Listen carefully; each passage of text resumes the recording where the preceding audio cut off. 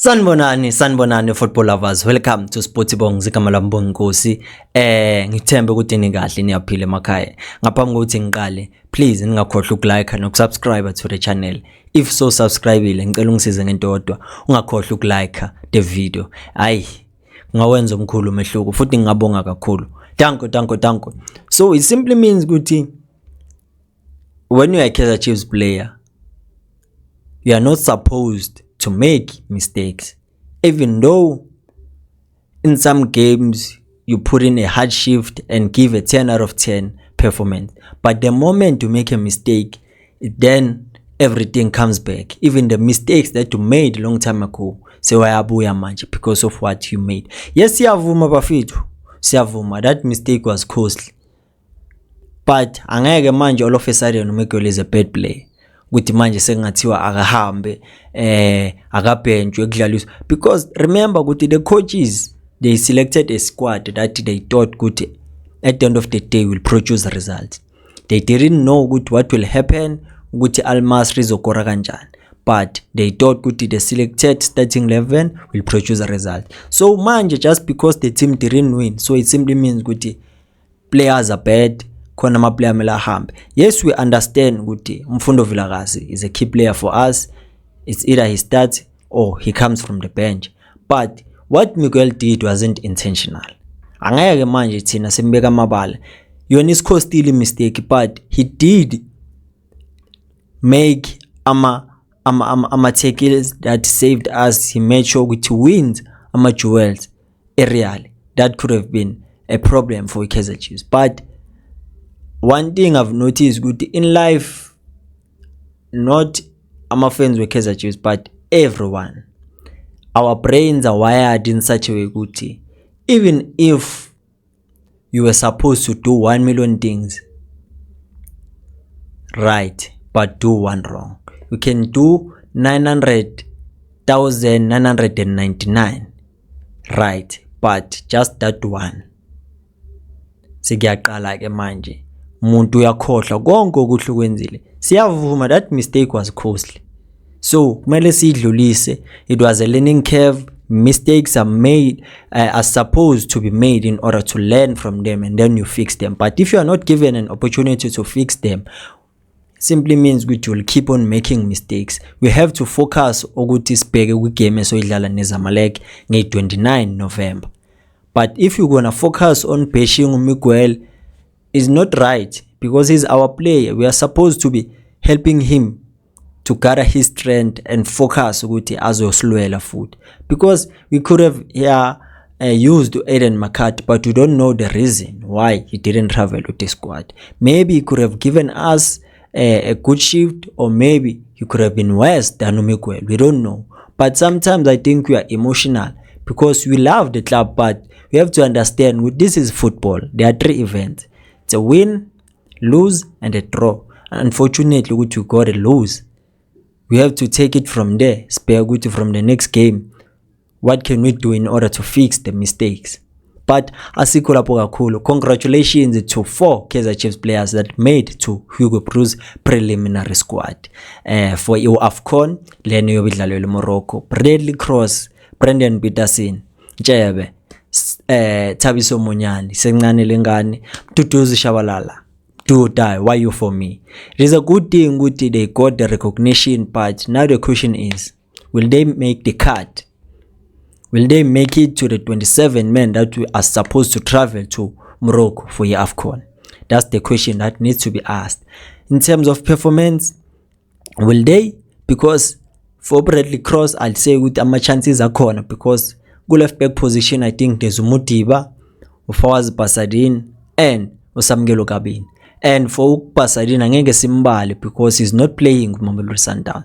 But layer 2 layer, hiyo ke ngamnika ukukhathala ekuthangene lapha, because not unless coach will decide ukuthi uzoba ne first choice left back, second and a third. But Bradley Cross, I believe ukuthi he has been consistent enough ukuthi ayongena kulesa squad, not unless ke Hugo Broos has other plans ukuthi khona umunye umdlali angamdlalisa. But so far ngasho for Brendan Peterson, I feel for him, because even though he can produce ama stellar performances, but Hugo Broos already has made up his mind. Une first choice in Ronan Williams, second choice ku Sipho Chain, third choice ku Goss, and akukho ngamshintsha lokho because angiboni ukuthi singaba khona isidingo sokutravela with 4 goalkeepers. So for yena I think it is better ukuthi afocus work season iKaizer Chiefs. And then ukumdo die it's a tight one because if you see the forwards that are there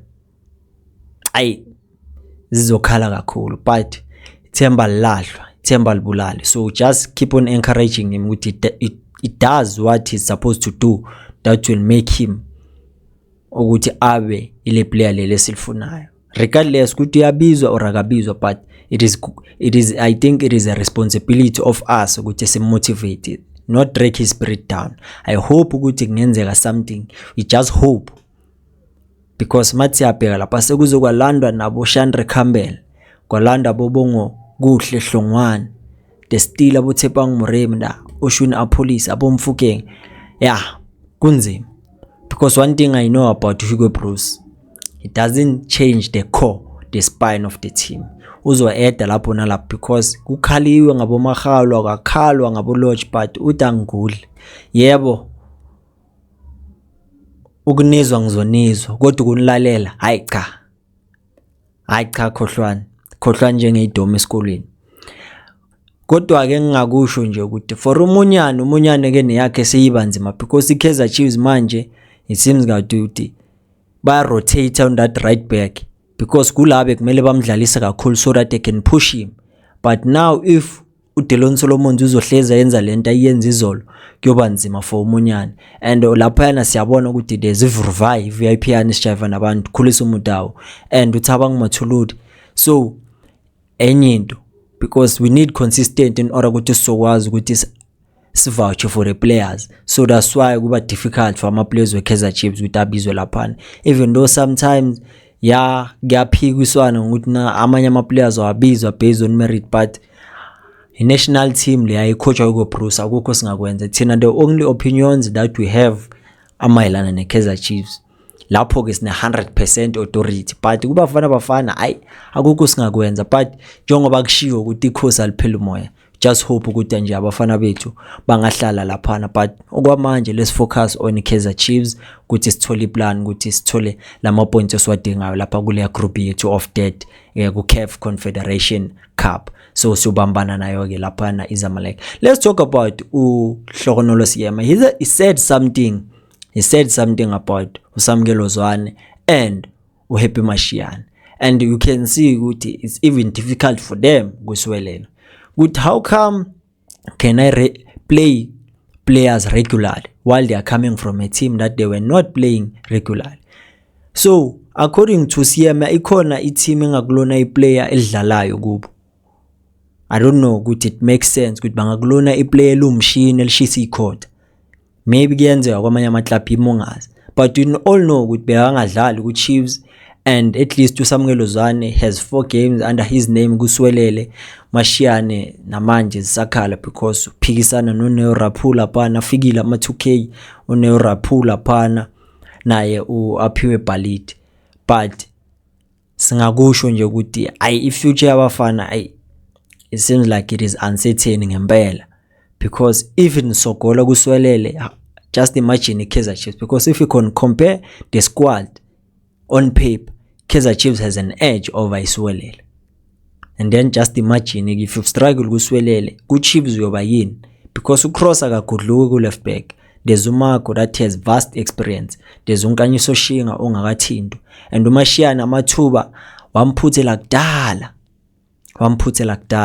And for Samkelo Zwane ke, one player ke nami esengibuye ingizwisa ubuhlungu because the talent is there, but I think if he doesn't pull up his socks, i-career yakhe yogcina ifana nama players afana nabo Siphelele Ntshangase, abo Dumisani Zuma that had everything to become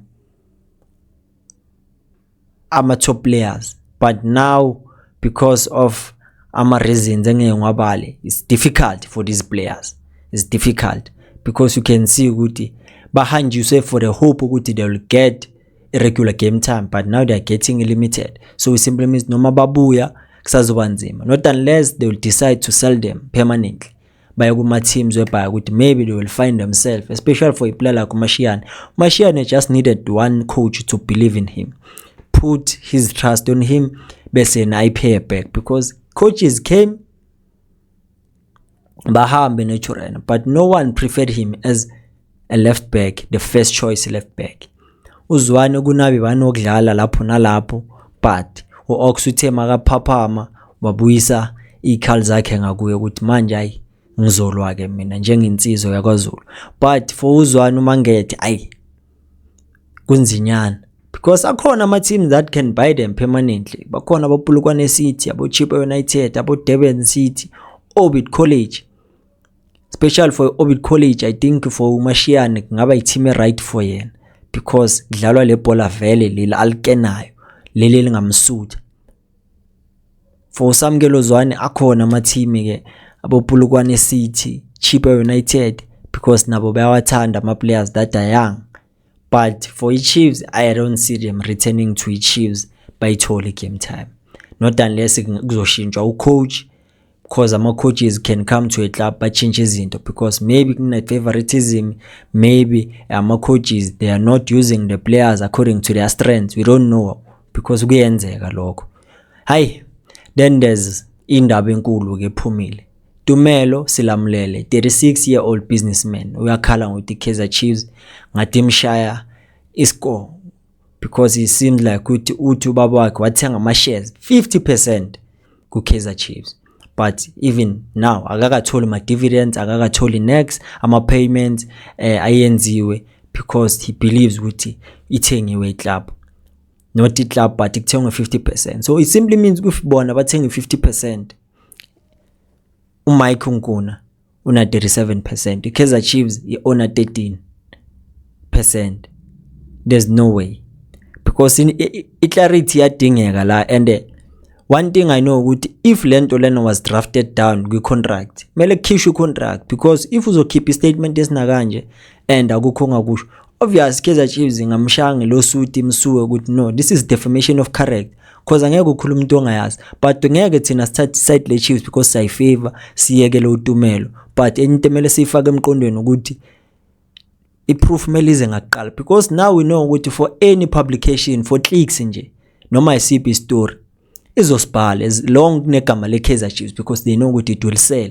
Because manje uTumelo njongo yayibeka ukuthi baba wakhe wathenga ama shares, asazi iproof edingakala ile ebhalwe phansi. So for iKaizer Chiefs nayo okwamanje angeke bazidefend, because kumele kube neproof ebekiwe ukuthi na etafuleni. But as things stands, we know ukuthi Kaizer Chiefs is a family business, from the board to the kitman ubaba Lawrence Mutaung, marketing ibekiwe lapha yana Jessica Mtaung, Kemiso ubhekane ne digital Mtaung, Bobby manager ye team Mtaung, sporting director Kaizer Junior Mtaung, chairman ubaba uDr Kaizer Mtaung.